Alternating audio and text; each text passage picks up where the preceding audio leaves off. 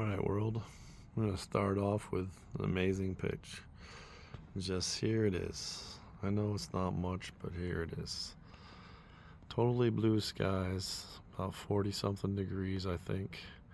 Might even be in the upper 30s, but I am out here with my white legs in on the front porch, and it is an amazing day, and God's light is shining through. And here I want to talk about this story. I was in Iraq.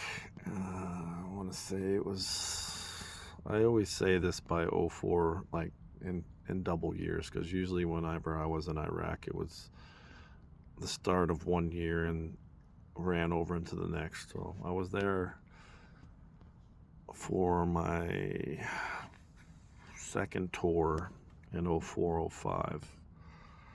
And my first tour was '03, '04, and we were one of the first units through. But the second time I was there, the second time I was there, we were running this convoy, and it basically had been on the road for probably a couple days, and we had switched to a couple different. It was me and my friend Mike Smithson, who God bless him, he lives up in the mountains somewhere in Montana, and he's away from the pains from the war. And I, from what I understand, it's been a lot of years since I see him. He's doing really well, but that deployment definitely messed up a lot of us. So we're out on this run. So yeah, we're in Iraq. I don't exactly remember where we were. I know it was near the Sunni Triangle. And at that time, all we were trying to do was basically make all these little firm bases and fobs and stuff like that more livable, because Iraq is unique in the fact that, well, Kuwait too, actually, in the fact that it's not like sand on a beach. It's more like sand on a beach mixed with talcum powder, and it's really fine powdered sand and stuff like that. And basically, whenever it gets wet, it turns into complete chaos. And there is a pretty good rainy season in Iraq, and it's not like anything you'd see in Florida, but or out in the Pacific Islands, nothing like rain like that. But when it does rain, it tends to rain a decent amount, and because there's not a lot of vegetation and everything, that all that water over that whole entire desert ends up coming to the rivers, and all the bases around there are basically surrounded by that. And anyways, it turns into a sloppy mess. So I don't care what kind of equipment you have, and we used to carry around a D7 high track dozer, no up armor, and usually a small Bobcat, not the tractor ones, the wheeled one. And we had a couple of them on Camp Kalsu, where I was stationed, where I was headquartered out of, basically. And we're driving around. We did a couple different things at some other places. Plowed off some old wreckage and blown up stuff on some of the supply routes and everything. And I was running with me and my buddy Mike were the only ones running, and we took turns driving everything, the tractor trailer, the dozer, everything out. And the other one usually took turns, just being security or watching out for other things, because when you're focusing on operating, you're usually focusing on exactly that. You're focusing on operating that piece of equipment or something like that. And to make these roadways or these firm bases that were basically in sand not be to the point where you would just sink away to nothing and always be stuck. So you spend all your time just trying to get unstuck, and it's difficult. So my job, on top of everything else, was just to do exactly that. Make the people that were fighting the war, the combat guys, have a little bit easier of a time. So me and my guys would go out and do stuff, and I had like 17 guys working underneath me. That's including mechanics and everything like that to fix it. And we would go around and we would make passable roadways, and we would dig underground septic systems for shower systems, and we would remove old blown up, because everything's a bomb in Iraq. And we would remove old blown up things off the roads and make it so it wasn't so easy to hide explosive devices. And in doing so, I would travel with anybody I could, because it was just usually when we went on a mission, it was usually me, Mike Smithson, a tractor trailer with no up armor. And I'm talking about an old school Paystar tractor trailer with no up armor, 13-speed Road Ranger, and 2 M16s and a pistol. And I did a lot of convoys like that, a lot of missions, a lot of stuff. I fixed a lot of bridges that were blown up in hours, And by fixing them, I don't mean by building concrete new bridges. I mean by making something that was able to drive over and get across all these different waterways in Iraq. And it was a hard way to live. That's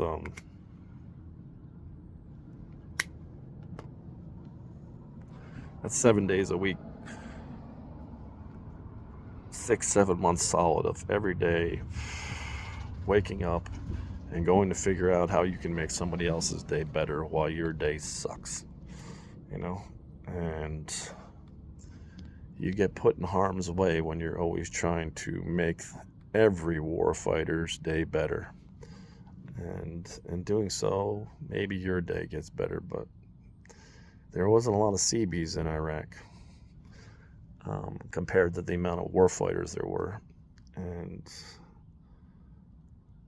we spent a lot of time making it so we could move better and freely. And this one time we were out doing this run, and we were up on this gigantic causeway. Basically, it was a road, and it was raised above the rest of the desert floor. And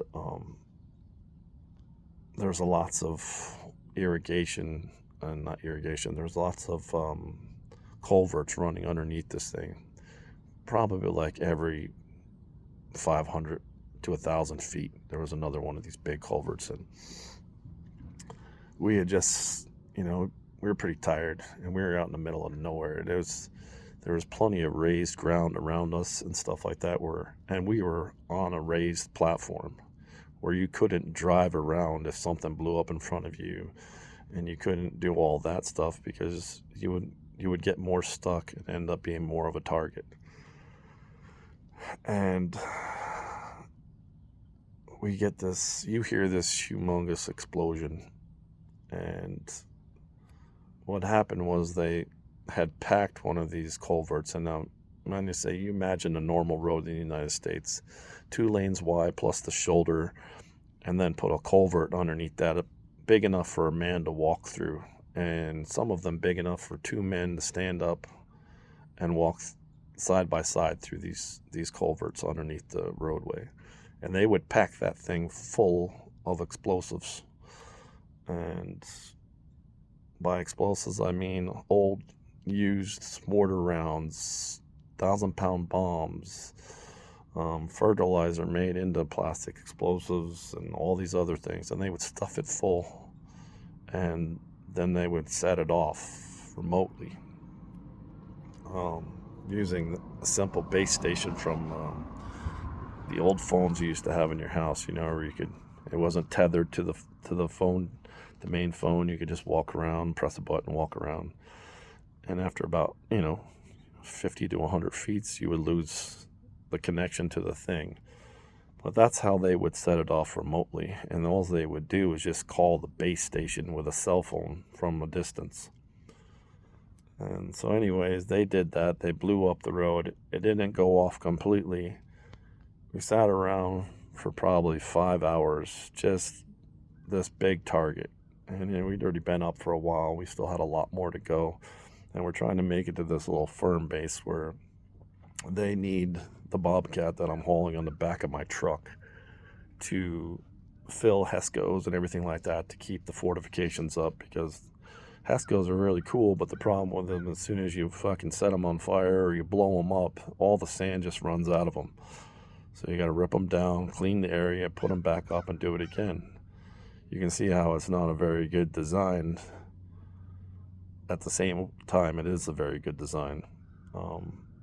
And all it is geotextile screening basically in a fold-out wire basket that can hold the dirt in and still be able to replace easily if it got blown up. And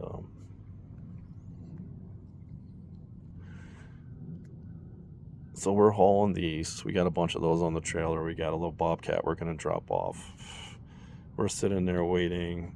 We're both not wanting to be in our trucks because it tends to be people like to shoot RPGs at shit like that, or a lot of times they'll have big caches of explosions, and then they'll have little IEDs in other places. So sorry, my wife and my son just got home with my grandson. I'm gonna make my famous meat brownies tonight, or there'll be more. Maybe I'll do a video on how I make my meat brownies. But yeah, there she is. There's my wife. There's my grandson and my son.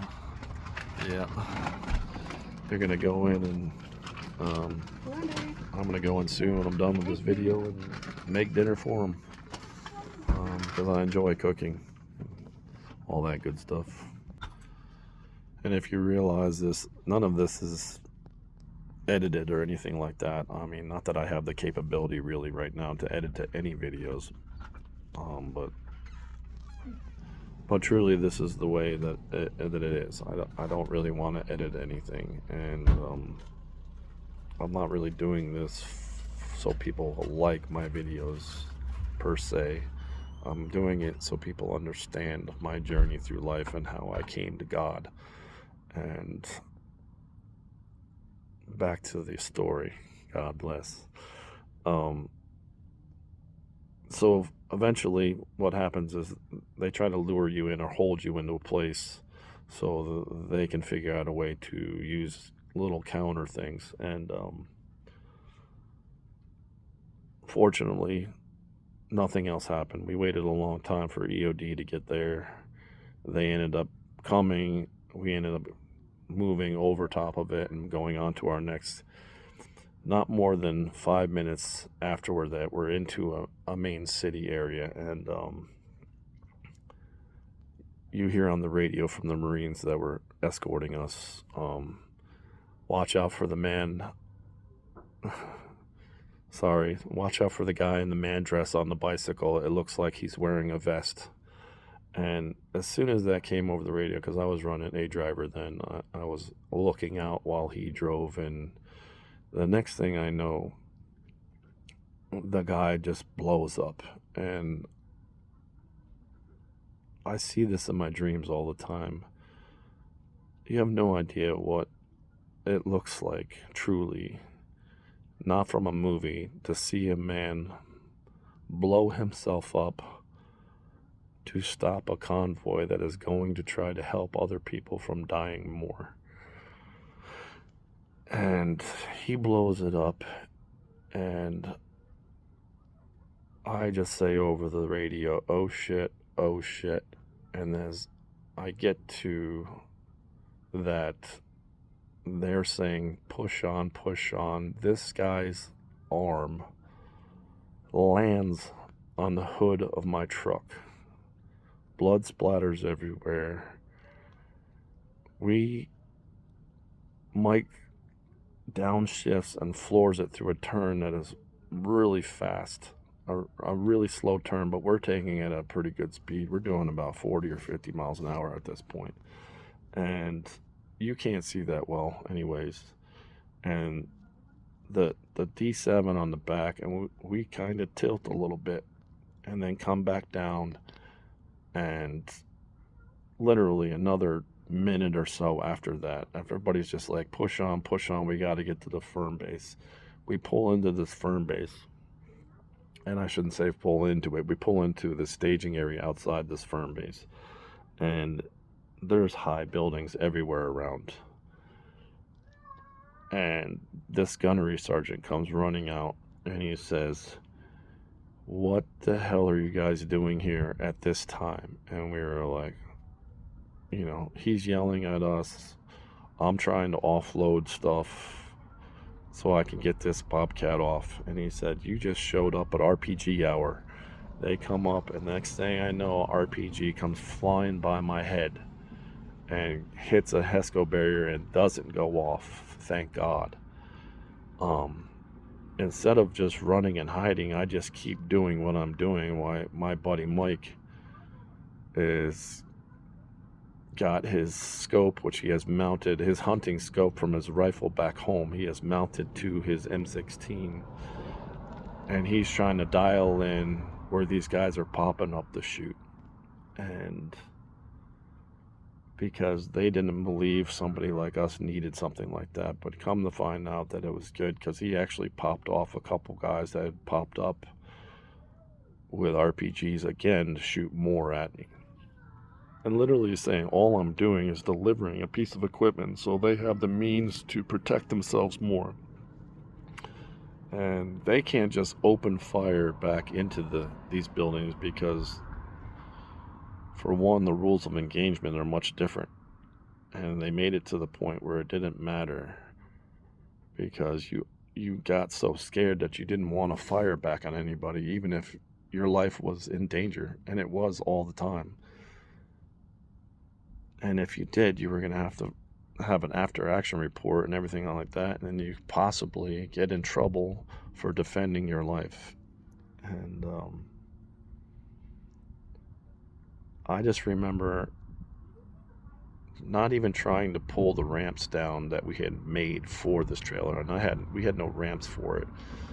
And I just drove this, I'd seatbelted in, tied it as tight as I could, and I just drove off the side of the trailer, and it rolled and tumbled, thankfully, back onto its wheels. And we basically got back up on our vehicle and headed out from there. And it was not a fast and easy ride back to our main fob at Kalsu. And yeah, thank God that God was always there, and I escaped being killed again for like the 10th time that day. And a lot of people probably would have came to the realization, why me then? But all I wondered about was why that other guy had to die to try to stop me from protecting people from guys that were bad. And all we were truly trying to do is bring some sort of peace to the area. And I don't think we did. We tried real hard. We lost a lot of bodies for a place that we shouldn't have been anyways. And I just don't understand why people don't realize that sometimes when you're trying to do something to help other people because you see that it could be good for them. And all they want to do is just destroy and kill you because of your God or because of your skin color or anything like that. I just know that I thank God that He was always there with me. And I know that. I know that more now than I did then. And it was because I truly did not hate anybody. I didn't even hate the person that was trying to kill me.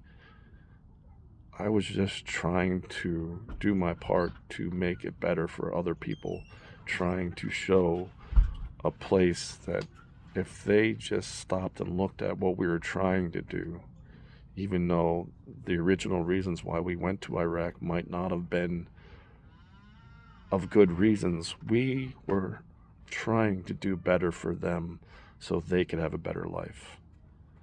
We weren't trying to push our God on them. We weren't trying to push our way of life.